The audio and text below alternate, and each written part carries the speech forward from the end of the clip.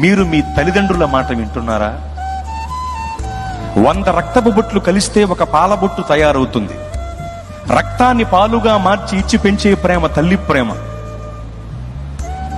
తను తిందామనుకున్నది కూడా పొట్లం కట్టి తెచ్చిపెట్టే ప్రేమ తండ్రి ప్రేమ.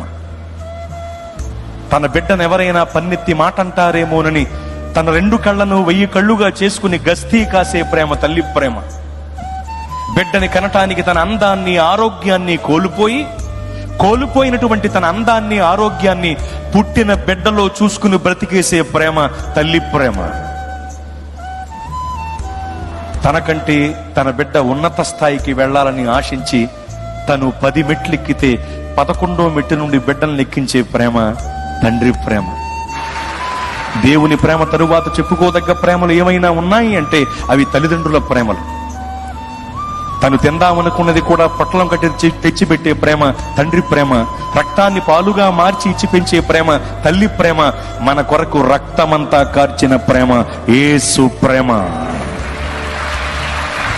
గొప్ప ప్రేమలి. దేవుని మాట వినాలి, దేవుని మాటల బాటలో నడవాలి.